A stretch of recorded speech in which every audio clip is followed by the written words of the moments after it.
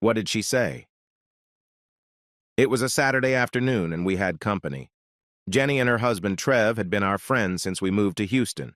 We went out to dinner with them, to neighborhood parties and to each other's houses after a movie or outing. They were the same age as us, mid-30s.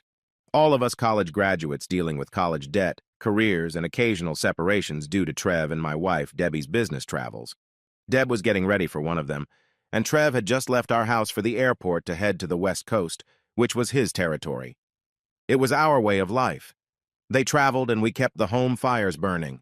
Jenny and I worked as an accountant and an architect, respectively. Our traveling was minimal, if not infrequent. Most of the time, only one of the two couples had a traveling spouse. When that happened, the other spouse would visit the couple in town for dinner or a weekend picnic. After Trev said goodbye and took a cab to the airport, I let the girls chat in the kitchen and went to the garage. I cleaned my workbench and then checked out the security system we'd spent good money on after the recent robberies in our subdivision. We had microphones and cameras in every room that fed the server in the attic. Connecting to our cloud account saved everything that was captured when each device was activated by motion sensors. I could check any room with a phone app or any computer I could log on to. Out of habit, I checked to see if it was working. "How was your last trip?" Jenny asked my wife Debbie as they sat at the kitchen table. "The usual," Debbie giggled. "Work, dinner, the bar, and then, eventually, a little sleep." "Is it true what they say about people who wiggle away from their families on business trips?" Jenny was clearly worried about her husband. My wife was quiet for a moment before answering, a meaningful second pause. "I wouldn't worry too much, Jen," my wife replied, taking a sip of her drink. "Trev always comes back to your house, doesn't he?" "Yes, but I wonder what he does when he's alone. If he's alone—" "Jen," her wife reassured her, "he comes home to you. Don't pay attention to what happens when he's away." "What do you mean, Deb?" "Exactly what I said," my wife replied. "What happens outside the house means nothing." I was shocked as my wife's words bounced up and down in my head. What happens outside the house means nothing. What happens when people aren't home? That doesn't mean anything. What happens when people are away from home means nothing. Did she really say that? I asked myself. "Debbie, what are you saying?" Jenny asked anxiously. But by now Debbie had become quieter and more composed. "Nothing, Jen," she replied cautiously. "Only that you're worrying for nothing. Trev loves you to death. He comes home to you and loves you. His trips are just business, nothing more." I could see that Jenny wasn't reassured by Debbie's remark, but she politely allowed my wife to change the subject. I let them chat for a while before I went back into the kitchen and poured myself a cup of coffee. After what I had heard, I wanted my mind to be clear. After another 40 minutes of small talk, Jenny drove home and we settled in for the night. I was polite to my wife, but cautious. To say her words made me nervous would be an understatement. As she went upstairs to take a shower, various thoughts crossed my mind. Had she cheated while she was away? Had she really done it many times? Had she only done it once, recently, weeks or months ago? But the way she said it spoke volumes. Her comment wasn't a thoughtful introspection. In fact, there was no consternation or disapproval in her tone. Just a statement of fact, an acceptance of "it is what it is" without any disapproval. What am I supposed to do? What does any man do? Can I say just a few words to her? Would I throw 4 years of marriage away? We were thinking of having children. Did she have sex when she traveled? How could I be sure the child would be mine? Then I thought. She usually traveled to Phoenix, San Diego, Seattle, and Omaha. Did she have lovers in each location? Or did she only have one lover? Was he prettier, fatter, longer? None of these thoughts made me horny. Instead, I felt only disappointment, anxiety, and sadness. The woman I loved was cheating on me. As much as I wanted to be wrong, the logical part of my mind argued otherwise. My wife, Debbie, had spoken up and exposed her infidelity. I didn't sleep with her that night. She came down to get me, but I acted like I was sleeping on the couch with my face buried in the pillows. She tried to wake me up, but I was in a deep sleep, and eventually she gave up.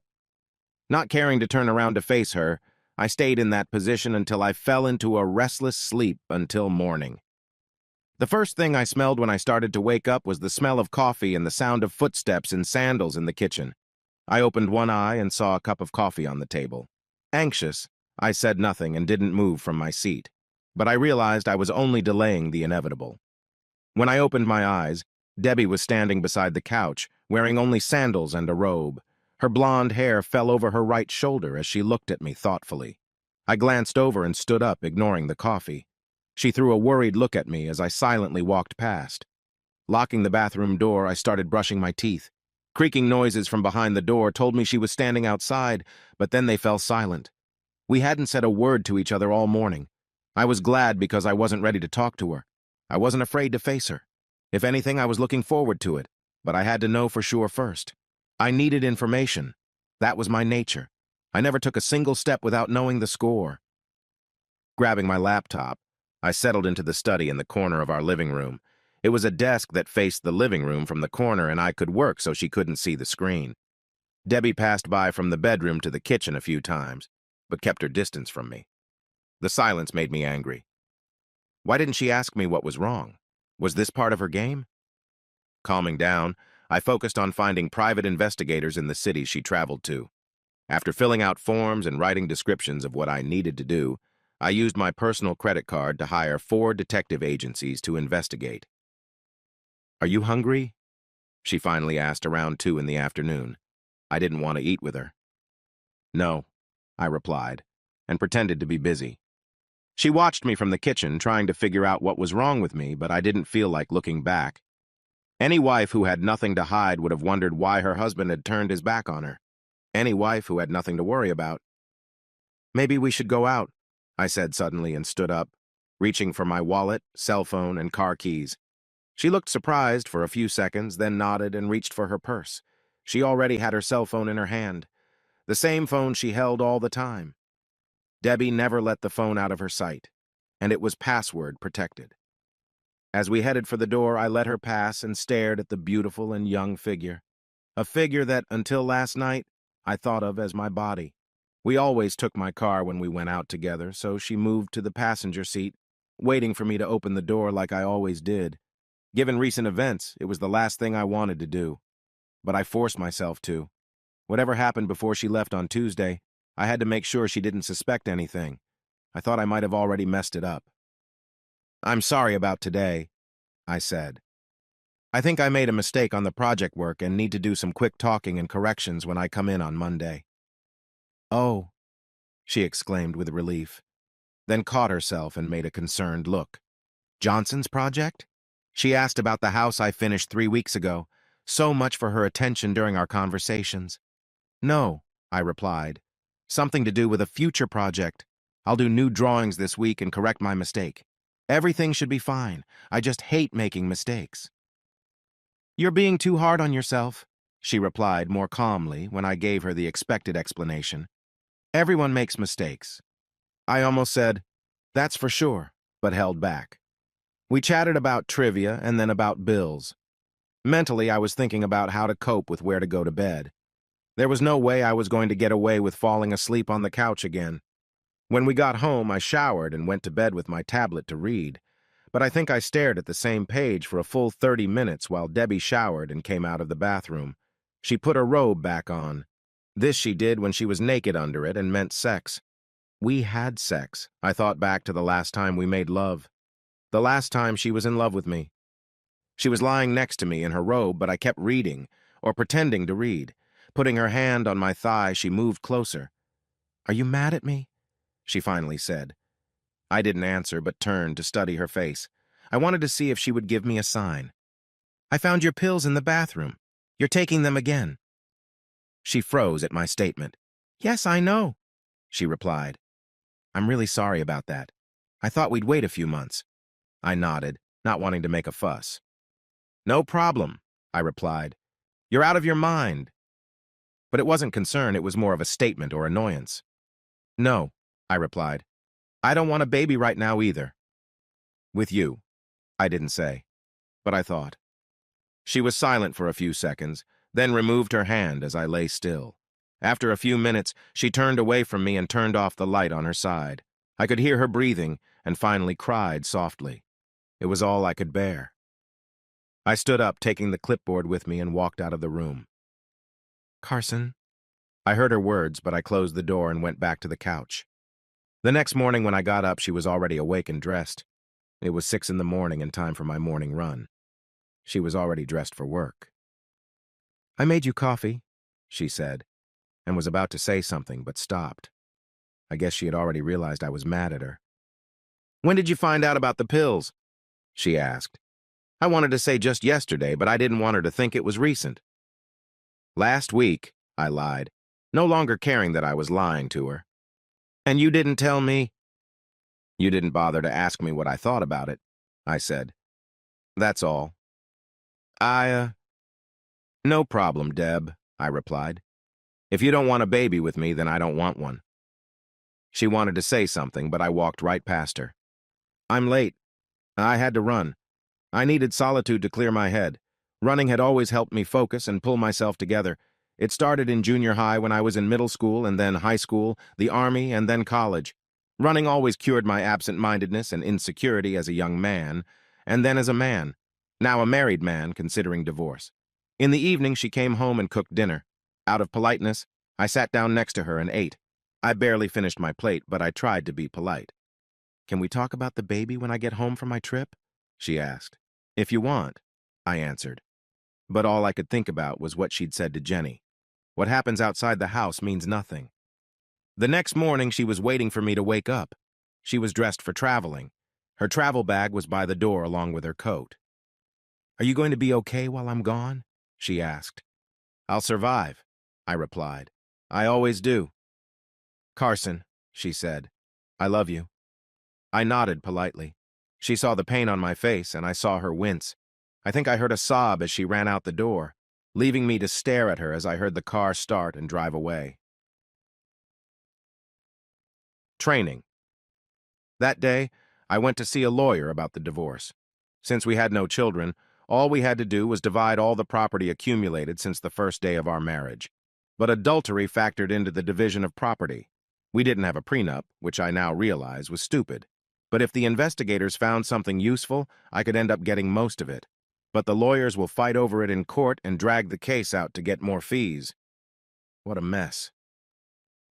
Jenny has been texting me and leaving me messages, but I wasn't ready to talk yet. Maybe I'll stop by to see her later. But she beat me to it and showed up at my work. She was waiting by my car. Why aren't you answering my calls and texts? She asked. I had something on my mind, I answered. Take me to dinner and then home, she said. We need to talk. What happens when people aren't home means nothing. When I reminded her of that remark from my wife, Jenny nodded and looked directly at me. Where is she today? She asked. In San Diego, I answered. At least that's what she said. Did you call her at work? She asked. No, I answered, feeling stupid. Maybe you should have, she replied. Because I did. For a while, I stared at her. Permission. The following Friday, Debbie returned from her trip. She drove to work first and then drove home. By then, I had already made dinner and set the table. Oh my goodness, honey, she exclaimed. You went all out. She ran up to kiss me.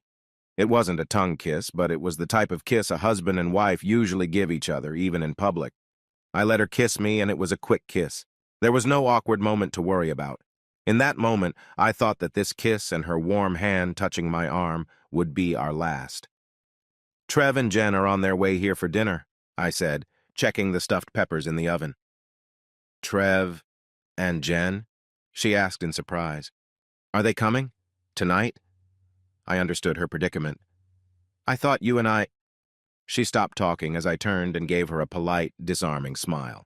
I think I'll change and get ready. I watched her go into the bedroom to remove her business suit.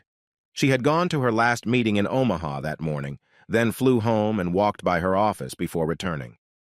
Understandably, she planned to shower, eat dinner, and get some rest. After all, she'd had a pretty long and stressful week, hadn't she? I checked my phone one last time for messages. From Jen. On the road.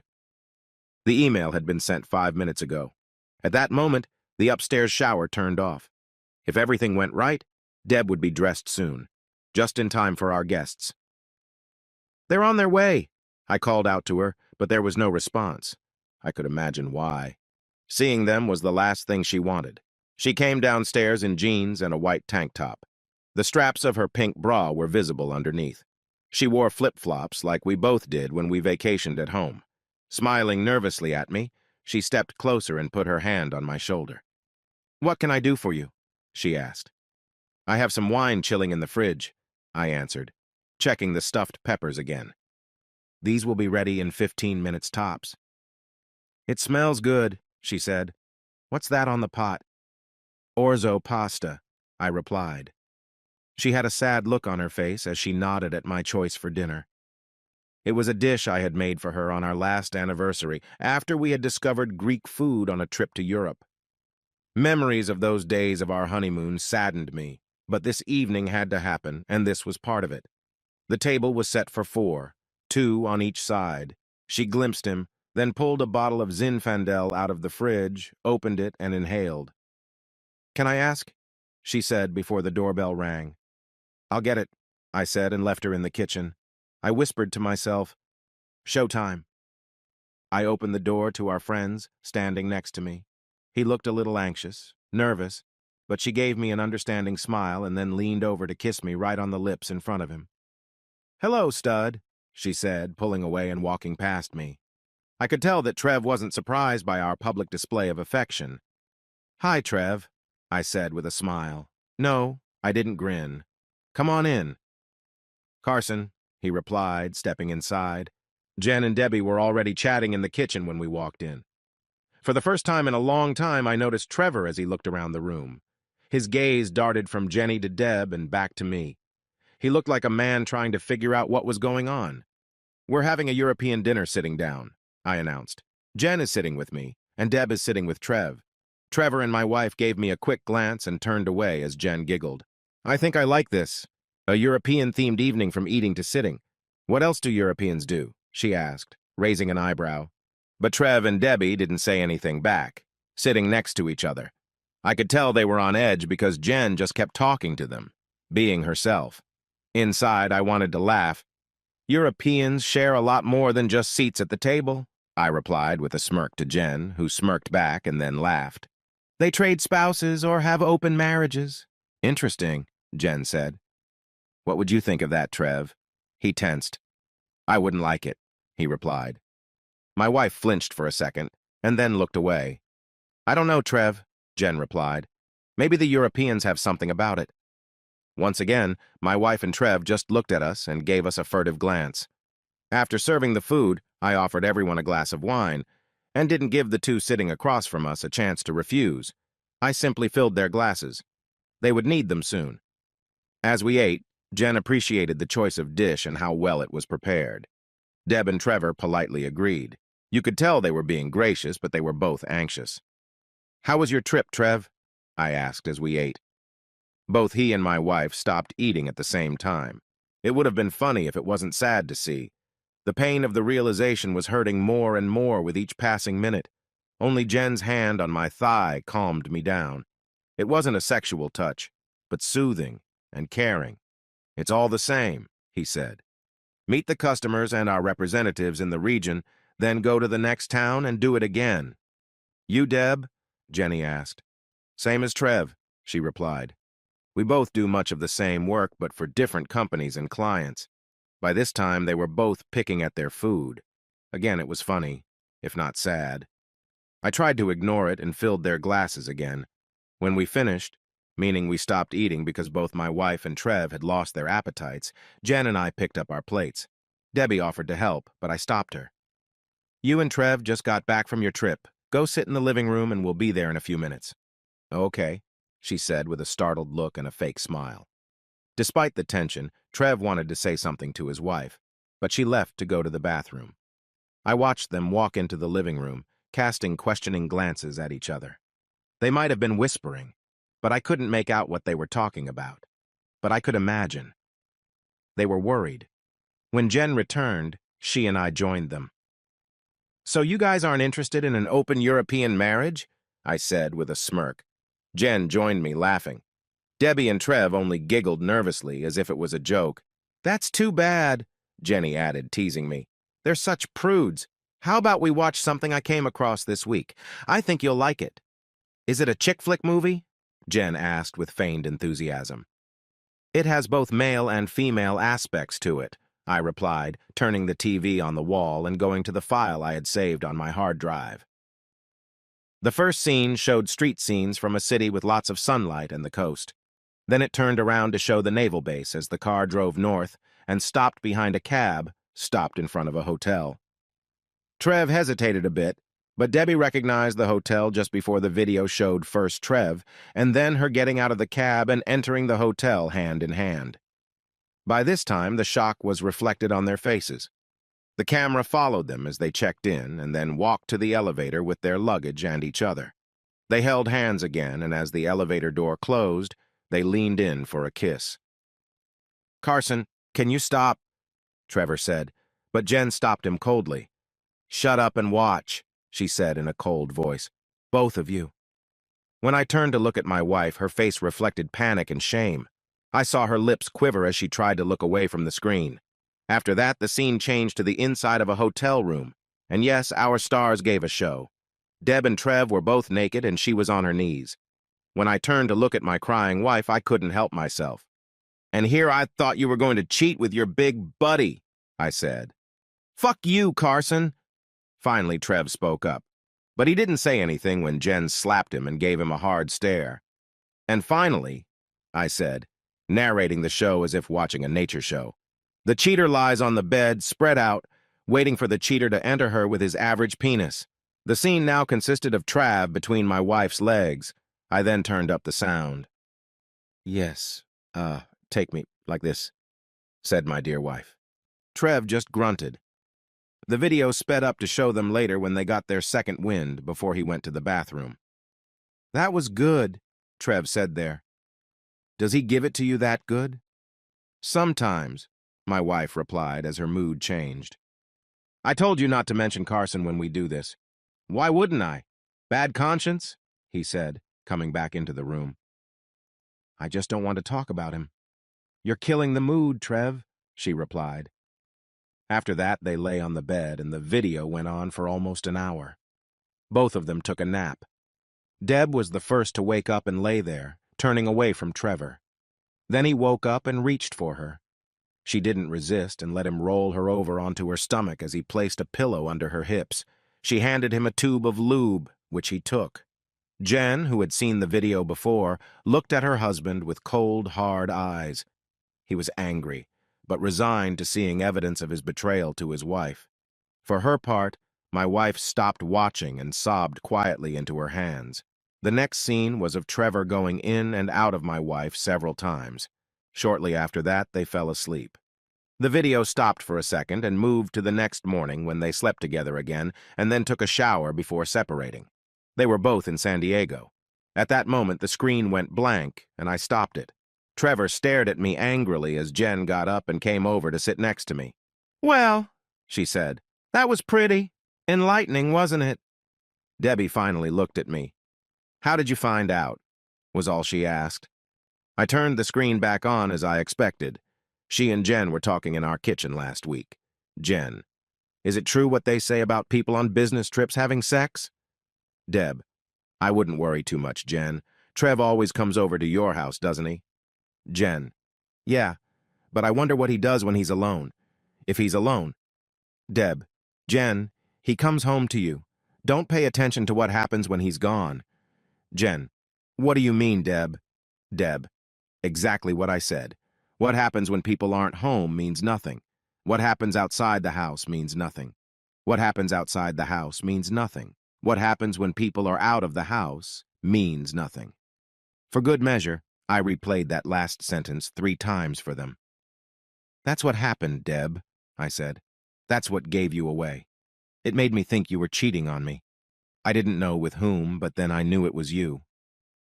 "I already had my suspicions," Jen interjected. "The way you two always managed to cross paths on your trips. The way you sometimes avoided each other in conversation." She stopped and turned to me. It was funny how tonight they were feeling guilty and constantly checking each other out. You were both pathetic. "I've hired investigators in all 4 cities you traveled to," I said. She wrinkled her nose and shook her head. She sobbed again, knowing more was about to follow. The next video was Deb with another man in a bar, and then walking toward a hotel room, grabbing ass along the way. Inside the room, she did something similar with this man, kneeling and sucking, and then taking his cock with her ass. "You bitch!" Trevor shouted at her. "You cheated on me!" Jen and I laughed as we saw his outburst and the desperation on my wife's face. They stared at each other and then back at us. "But wait," I pointed out wryly. "That's not all." The video continued. Trevor was in a room in Las Vegas with a slender and muscular Negro woman. Trevor must have developed an anal fixation because he had the woman there and then, later, took her in the ass again. "My husband never does that to me," said the Negro woman. "Glad I could help," Trevor replied as he entered the bathroom and could hear the Negro woman wiping his cum off her ass with a napkin. Unable to contain myself, I clapped my hands together. Debbie just shook her head in disgust. "That's adorable," Jen said then. "Cheaters cheating each other. Priceless footage." After that, we all fell silent. Everyone in their own thoughts. Deb was the first to speak. "Carson," she said, looking at me with trembling lips and voice, "where does that leave us?" It was then that I turned and looked at her seriously. "You know," I said to them both, "Jen and I have had a few days to come to an agreement and talk. We're both agreeable people. In fact, we're both not prudes. If either or both of you had brought up our exchange, we would have agreed. Honestly, I thought about asking you, Deb, but you chose a different path, didn't you? You could have asked me openly and honestly so we could have made that decision and gone down that path together. Instead, you chose the selfish way of doing what you like and keeping me in the dark. You chose to lie and betray me. Us. You betrayed us, Debbie. How do I forgive that? How do I get past you going behind my back and thinking you have the right to do whatever you want when you're traveling? Well, and not just when traveling. How long before you started doing it here?" "I bet they've already done it," Jen said. "I was told at his work that your dear wife has taken him out to lunch a few times." Debbie turned away. Trevor did too. "So what do you want?" Trevor finally asked. "Well," said Jen, "it looks like we have everything we need for the two of you. Neither of us have children, so all we have to worry about is dividing up our assets. And since adultery can be used in court in Texas, you're both pretty much screwed. Literally." "Give me your cell phones, both of you," I said. "Open them." Deb flinched, but held it out unlocked. Trevor stammered, but Jen walked over and just snatched the cell phone from him. "It's not locked," she said, holding it out to me. "Give me a minute. I'll check his cloud account." It took her a few minutes, during which time I checked Deb's phone. She hadn't put anything down either, but I glimpsed through her gallery to find pictures with Trev and the other man. There were pictures of the men's cocks and a couple videos. "Cool, Deb," I told her, shaking my head when she looked away. "So this is how it's going to go down. I'll never be able to trust again. Too many lies and too long." While I was talking, Jen called. "Let's go," she said, and turned to look at what was happening. "You both work for companies that have standards of morality. Have you forgotten that?" I could see the near panic on their faces. "Both your bosses and their legal departments would be very disappointed in your antics. One of them is a skirt chaser himself, but his company had to pay for one of his indiscretions, so now he lets his HR and legal departments go after those who break the rules. That must be your boss, Trevor." "Shit," he muttered. "That's what got you in trouble, asshole," Jen told him. "I've given you everything you've ever asked for in bed. I let you have my face like a $2 whore. You stabbed me in the back, Trevor. It's over between us. Well, not yet." "What do you mean?" "Well," I picked up the story, "divorces are a given. And you'll both sign papers giving us 70% of the assets. If you fight us, the videotape of your speeches will go to your families and friends, as well as your employers." "Carson," Debbie looked at me pleadingly, "please don't. Why don't we try to work this out?" "Really, Deb?" I grinned. "If you saw the video of me fucking Jen behind your back, would you try to figure it out? Please give me a chance." "I did, Deb," I snapped back. "You and I got in trouble before you left on your fucking tour, and you decided to do it anyway. You decided to start taking the pills without talking to me. We're married. We decided to live together and make decisions together. You betrayed me and my trust before you even slept with him and anyone else. You lost respect for me, so it was easy for you. I just want to know one thing. Why? She looked away, then looked at me again. Before you, I'd never had any experience with other men. One guy came over in less than a minute, Carson. That was my experience before you. I wanted to try others and see what it was like. I stared at her incredulously. You should have thought about that before you married me, I replied. It's when people try others, not after they get married. Marriage isn't just a commitment, it's a contract between two people. It means the two of them against the world. And that marriage is exclusive until both parties agree to it. You know, about leaving everyone else behind? She wanted to say something, but stopped, then spoke. Carson, I wanted to go out and have some fun before the wedding, but you showed up and I didn't want to risk losing you. Things were so good between us for the first few years, but this last year it all came back to me. I started wondering what other men would be like. Not love. I had you for that. Just sex. That's all I wanted. I shook my head disappointedly. All you had to do was ask me, Deb. All you had to do was talk to me. Here at home, we could have found people we know and trust.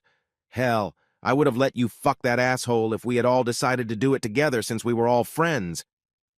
Instead, you two went behind our backs and violated our trust.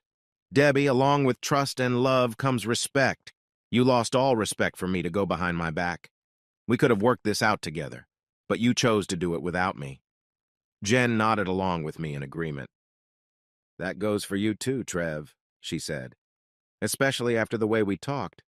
It was my turn to look at her in surprise as Trevor turned away and Debbie looked at Jen and Trevor in shock. Did you do that? She asked. What did he say? The bastard told me he'd never share me with Carson and would leave me if I brought it up again or he caught me. Can you believe that? Debbie shook her head, looking at Trevor, and then pushed back and punched him. You stupid bastard, she said as he tried to cover himself from a second and third punch. When we started, I said we had to bring them in, didn't I? But you said no, that they'd never pull it off and leave us. I listened to you, and now where are we? You've turned into a cheater, Deb. It didn't take long, he said angrily.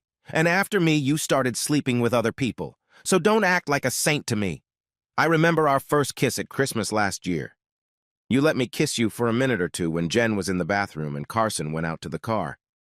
It didn't take me long to get you into bed. In fact, less than a week. I thought back to that night. Everything seemed so perfect. A holiday with our best friends. And while his wife and I were out of sight, he and my wife were kissing. I fucking hate you, she said back to him. It's pretty damn mutual, wench, he replied. Jen and I watched them flaming at each other for a few minutes. We looked at them with contempt and disbelief. Was there any hope after that? It looked hopeless. Too many lies and too much betrayal along the way. If we had children or were older, I might have been weak and thought about it. But I was young, and there were no children to tie us to each other. I wanted to leave. The doorbell rang again. This time, Jen opened it. She returned with a woman carrying 2 bags and a smartphone. Deborah Madison Kane? She asked my wife, who nodded. You have been served. She handed her an envelope and took her picture. Trevor Gunderson? She asked Trev, who reluctantly nodded. You have been served. Debbie was now openly sobbing with papers in her hands. Jen turned to me and shrugged, then walked over to her husband. It's over between us. Go home, pack up your stuff and get out. I never want to see you again. Do you understand? If you say anything to me, the video goes to your parents, your job, and anyone else you can call a friend. You got it? Deb didn't move, but then she turned to me and did something I didn't expect. She got down on her knees and crawled over to me and Jen. I'm begging you both, please forgive me and give me another chance. I know I screwed up. It's all my fault. Do whatever you want to do to me. Just don't throw me out on the street, Carson. Please, Jen, please talk to him. I'm begging you both. Debbie looked pleadingly into my eyes. I knew immediately that this was my test as a man. Yes, I loved her. No matter how betrayed I felt, I still loved her. But still, what she did was unforgivable. But I felt that throwing her out just like that would be wrong, but I'll never trust her again. Jen's moving in here and into my bedroom, I said, looking her in the eye. I saw her wince. I understand, she said, suppressing a sob. I deserved it. I need to talk to her about you, okay? The door closed, Trevor left, and Jen returned. What are you going to do with her? She asked. You know she can't be trusted, do you? I know, I answered. I'm not going to. Debbie looked at each of us in despair. Please, was all she said. Shut up, Jen replied, and pushed her back down to the floor. Debbie lay like that for a second or two, and then got back on her knees. Carson, please, don't divorce me. Debbie, that ship has sailed, I said, looking down at her. We're getting a divorce, but there will be a legal separation for 3 months. You have exactly that long to convince me you're worth saving. In the meantime, I'll be living with Jen. She'll be in my bedroom. What used to be yours? Do you understand? What do you want me to do, Carson? She asked me dutifully. Well, for one thing, you have to beg Jen to give you a chance. If she doesn't, you're finished. Debbie nodded and turned to stand up. Get on your knees, Deb, I said. Go to her on your knees. Beg her to give you a chance to redeem yourself for fucking her husband. Go. I watched her crawl on her knees to Jen, who stood there in her gorgeous, slim, long-legged figure, brown hair and high, apple-sized breasts with thick nipples. I had enjoyed her so much the last 2 nights and planned to do it again. Jen, I'm so sorry, she said. Bullshit, Debbie, Jen replied. You're just sorry you got caught. I know it looks that way, Jen, but there's no buts, Jen snapped back. You betrayed my trust, just like you betrayed your husband's. You two deserve each other. If it were up to me, I'd kick you out. But this isn't my house, and soon it won't be your home. My advice would be to find a cheap motel for the night, for the weekend, and then look for an apartment to move into. You need some time to think about what you've done. Debbie turned to me as if I could save her, but I just stared at her, not backing away an inch. Get your stuff and go, Debbie, I told her. Pack your stuff for at least a week, and we'll talk about how you'll get the rest when you need it. When she nodded and sobbed again, her face reflected dejection and sad agreement. She rose slowly and went to the bedroom to get her things. 40 minutes later, she had packed 2 suitcases, a travel bag, a laptop bag, and a purse. Jen and I watched her load everything into her car, standing side by side as she stopped for the last time. She reached for me, but I pulled away. She sobbed again and drove away in tears. It went better than we thought, Jen said, leaning toward me. They brought this on themselves, I added as we watched my soon-to-be ex-wife's car drive off into the distance. Every spouse has the opportunity to cheat. Not all of them do. It's funny, she said as she walked back with me. What's so funny? I asked Jen as she undressed. Some people think they have an open marriage, but they forget to tell their spouse.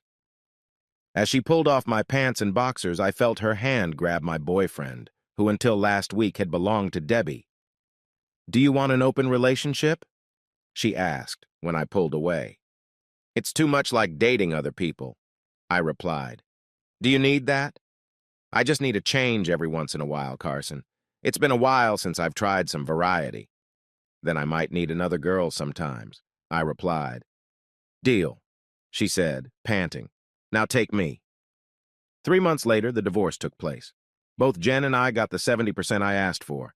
Jen sold her house, and I took out a loan to pay Debbie 30% of the house she owned. In one day in court, all the financial and legal issues were resolved, but not Debbie's pain and guilt. She lost everything but her job. Her parents eventually found out when she started setting them up in case I sent them videos and pictures out of spite. I never did. Trevor just disappeared after his divorce from Jen was final. She had enough money to buy him out, but the last thing he told her was that he would be in touch. It's been 2 years now, and we haven't heard from him. Debbie is still working and traveling. What she does doesn't bother me anymore. The other day, Jen and I were at a coffee shop, and she walked by, busy on her phone. Jen and I live together, but we are both afraid of a serious commitment. It's been a year since my divorce, and my memories of my time with Debbie are fading. Jen and I talk about traveling around the world, or at least we've been talking. That damned virus from Wuhan, China ruined our plans to see faraway places. So we're both on vacation and doing nothing but running, walking, and having sex like rabbits. But I'm still scared. So is she. Who wouldn't be scared after what we've been through? The other day, I got an email from Debbie. Hi, Carson. I hope you're well. I'm trying to live my new life, but honestly, it's not easy. I miss our time together. I miss you and us. I had so much time to think about what I did to you, to me, and to us. I blew it, thinking I deserved to have everything I wanted, no matter what it was. In my pursuit of sexual experimentation, indulging my desires and self-fulfillment, I hurt the man I loved and lost my marriage. Not to mention helping to destroy Jenny and Trevor's marriage. It would be so easy to blame him for what happened, but we all know that's not true. Everything I've done willingly. No one forced me. I owe you an apology, Carson. Not only for ruining our marriage and our life together, but for, as you said, losing respect for you. But before I did that, I lost respect for myself. I succumbed to the belief that I deserved the pleasure and got over the fact that I missed out on everything. Now I have an experience under my belt that I never counted on. Divorce. Nothing about it. Nothing at all appealing or satisfying. He tore me apart. I hear you and Jen are still together. I wish you both happiness. But to say I'm not jealous would be a lie. Take care of yourself and Jen. Your unfortunately ex-wife, love, Debbie. P.S. Two things. Being alone sucks. What happens outside means a lot.